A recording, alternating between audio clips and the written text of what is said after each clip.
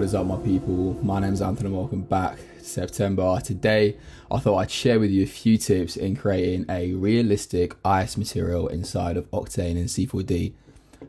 This method in particular is going to be varying a little bit away from normal maps and generating the geometry natively inside C4D using a little technique that I found out today.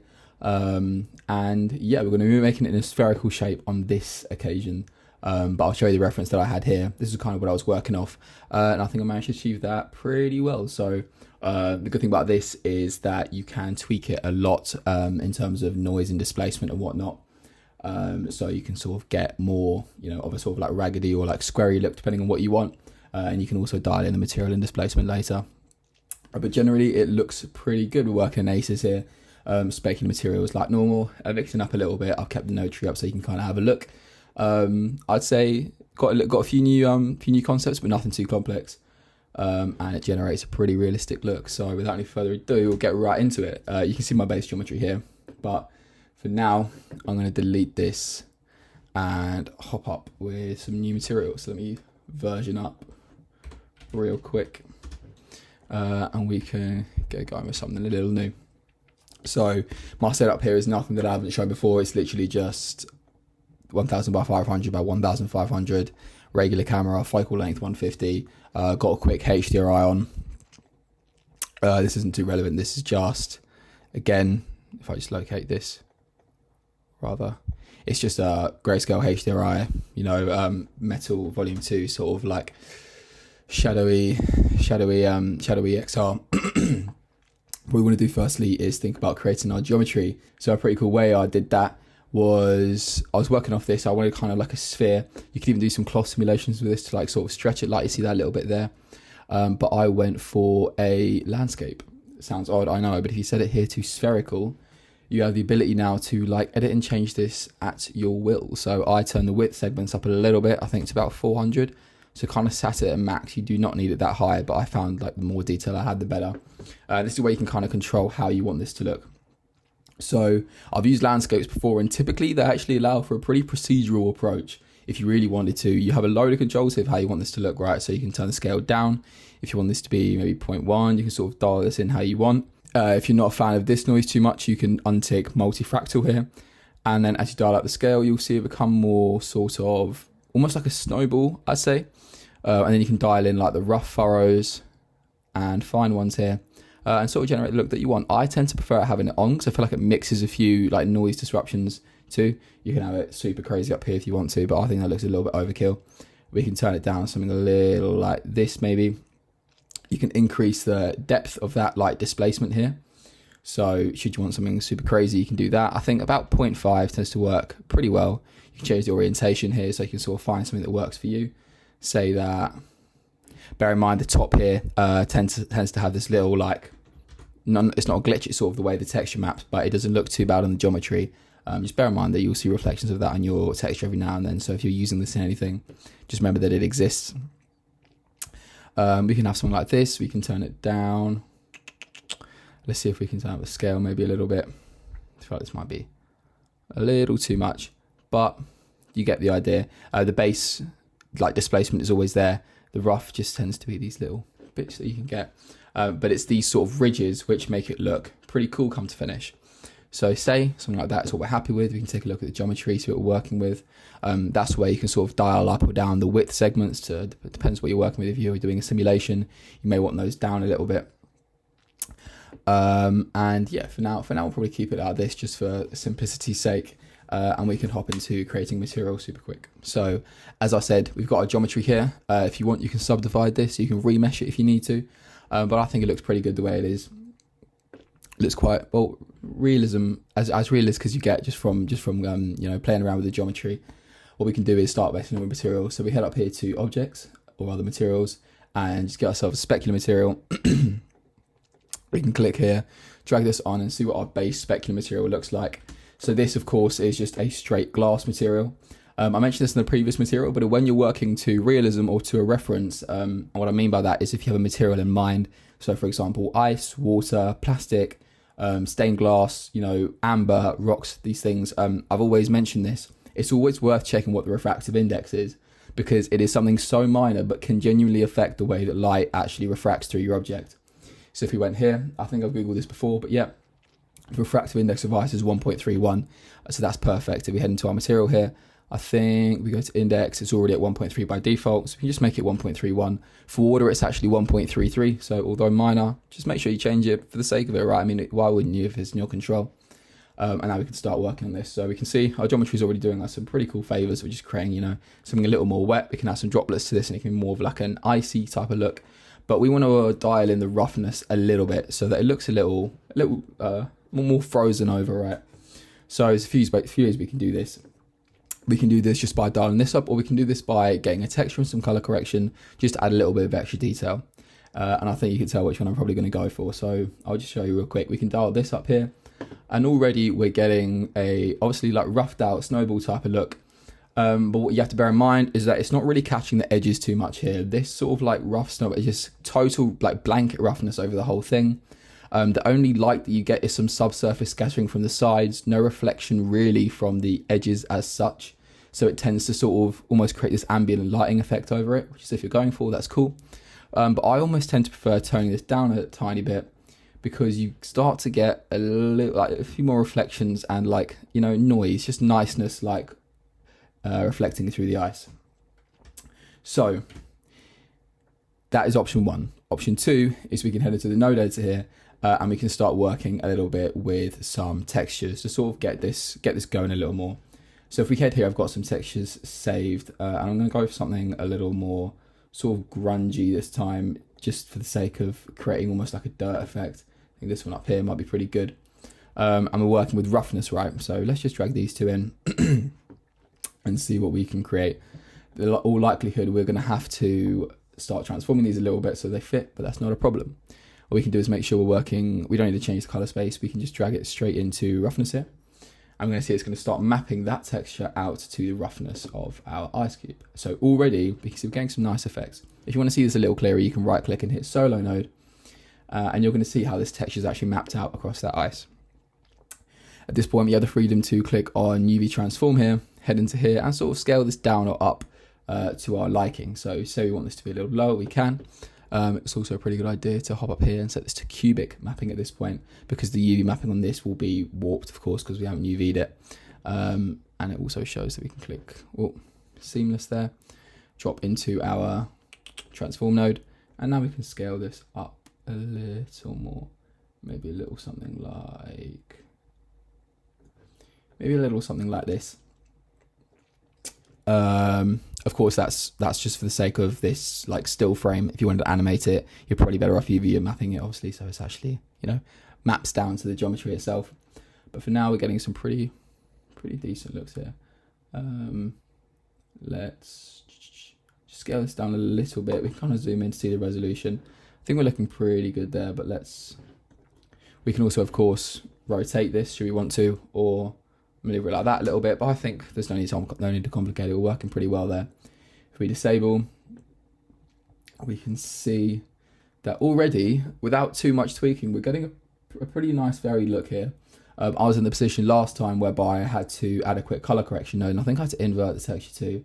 We can see, yeah, if you're getting a look like that, you essentially want to flip whatever texture you're using. So you can see a little preview there, it's complete white. You're better off if you have the option to import, I've got this mask layer here, as opposed to the actual roughness layer, which I know is strange, but with materials like this, what it's doing is where the texture is white, it's making that completely rough, and where it's black, it's making no roughness at all. So if you want a little bit of see-through and you want to really dial in that light, it's a pretty good opportunity to do that. So that's quite cool. If at that point you think that was still not enough, what you can do is utilize the bump channel a little bit. So the bump channel with specular works pretty similar to roughness for all intensive purposes in terms of functionality. So what we can do is you can probably plug that in there too, and you can see this is where we're starting to get a lot of that real roughness, but also getting a little bit of details, right? So in this case, it's actually doing the inverse of what I explained before. So where it's white, it's almost like there's no bump, and on the black, it's full. So in theory, if we drop down a color correction node and just put that in between, hit invert on that, we should be able to, maybe we need to dial up or down the gamma a little bit. We can sort of use that as our utility for sort of dialing that in or out. If we take a look at our reference again, we're seeing quite a fair amount of roughness there. So what we can do is we can dial that in, maybe to something a little like this, maybe hovering just below. What I mentioned about the subsurface scattering before, don't worry about that because we're going to go through one little thing right at the end just to fix that. But for now, we're looking pretty good. These scratches here look quite cool, and those are the little details which really make the difference. It's extra layers of polish which you can somewhat try and add. So what we can do is hop back here. Of course, I'm not even going to use the displacement tab in this tutorial here, but that is of course another option that you can do. You can use if you're not using the geometry. You're better off UVing if you do use the displacement. That is an option that's available to you. But generally, this is looking pretty good. So as I mentioned, there's one more thing which I kind of want to work on. The overall look is here, but the index is pretty much dialed in. What works well with that. Something you want to bear in mind is if we take a look at this, for example, I'm actually unsure if this is real or not, but it looked good and it was the look I was going for, right? And one thing that we can sort of pick out is that on the edges, there's typically this white sort of almost vertex map residue. So the way we're going to do that is we're going to create a separate glossy material with the roughness turned up, make it as bright as possible to catch those reflections, and then use a mixed material and a dirt node to dial in that glossy material only on the edges. This isn't the only way you can do this. You can do this by generating vertex maps as well. But typically, I think you need to pick the particular elements of the geometry that you actually want the vertex maps to activate on. And in our case, we've got a quite, dense subdivided object. So we're going to try the dirt node route, but it should work pretty well. So hopefully this goes to plan. But if we head to materials here, go to create and glossy, we can just drop this in real here. So you can see the kind of material we're creating. This is a typical glossy material, works really well. You can see the reflections there, but we want to turn those right up. And this is essentially one of the brightest type of materials we can get. So this is what we want to try and dial in. The roughness doesn't need to be a specific number. It can just be anything that sort of scatters the light across it. So we can save that up. And what we can do is head into our specular material here, drop down a mixed material, put that there, drop in our glossy material, making sure that we head in here and plug the glossy material into material 1, specular into material 2, and then grab a dirt node that we can now plug into the amount. And we just need to change a few little settings here to change the way this looks. So we need to make sure we've activated the particular mixed material in here. And now this is it activated. So the way you've got to think about this dirt material is actually sort of generating a vertex map in and of itself. But what you want to do is turn the strength up for some reason, because you can sort of see very, very lightly that it's actually working in the inverse of what we want. It's creating the glass material or putting the specular material on the edges, and we want the white on the edges. So what we can do is turn the strength up to make it a little more visible. And we're going to start to see that get dialed in, and we can up the radius. So these are basically our two controls. We have the radius quite low, it's going to be very short on the sides. And as we turn that up, we will start to see it sort of generate a little bit. So if we stick this to about, let's have a look here. You want to play with the invert normal to see what you're generating. But if we head to invert normal here, we can see that now. Cool, so that actually seems to be doing the opposite. So maybe it was right before. Yeah, it does seem to be right before. So you want to dial in that radius. Maybe make it, God, 2000. You can see we're kind of starting to get an effect that we want. You want to work with your tolerance as well, right? So that's going to basically say how it's another control for the sort of width of this vertex. Although I believe we can increase the details, should we want to about 1. That seems to be a pretty nice effect. You can activate the A/B comparison if you're struggling to see the details here. But I think details almost seems to be a way of sort of dialing that in a little bit more. Maybe we can turn down something a little like this, because we want it fairly subtle but still quite rough, right? So at this point, maybe we can make the details just like 1. So you need to have the radius quite high, I think, in this instance, because we just want to catch those edges. And already we're starting to get something a little better. You can see that looks far better at sort of catching the light in comparison to what we had before. And obviously we're getting the texture sort of remaining from what we wanted. If you want to go an extra step, you can also just grab the bump plug from the bump node from the color correction here and drag that into bump here. And you should see a minor but pretty cool look. And all in all, you've pretty much generated your material here. So as I said, what's great about this is that you can actually change the landscape here too. So say you weren't happy with this, or you kind of wanted to change it up a little bit, you can mess with the seed here, and that's going to vary it over and generate new vertex maps for pretty much everyone. So cool little workflow if that's what you're after. Of course, we can go about rotating this as well, doing whatever you feel you need to do. Also important, we're working with specular materials, right? So your HDRI is incredibly important. I should mention I've got this powered up to 4 here, so quite high, just so I caught all the the light that I wanted. And also that what I meant by that is like you can rotate and you're going to create new looks similar to the glowing rocks material. If you have it shining from the back, you're going to get far more light passing through that, should you like it. But I kind of like the contrast here. But generally, I think you've created a pretty similar look here. A little bit of lightness, color correction, whatnot. I even saw a cool concept of like an SD card being frozen inside like a rock of amber. So obviously that would be a more crystal approach. Shameless self-plug if you want a crystal tutorial. I did upload that in my first video. But yeah, you can put something inside this and almost make it look like frozen in time. I did do a few pieces where I actually froze like objects. So I had a few models like a vinyl player and stuff like that, and create some really cool frozen rocks using Volume Builder specifically. So if you want that tutorial, do let me know. But this is a pretty quick but detailed, I'd say, enough to create a cool result guide to generating nice ice materials, and ultimately you can get a pretty nice look out of it. So without saying any more, I will leave you there and I'll see you in the next video. Thank you everybody for watching.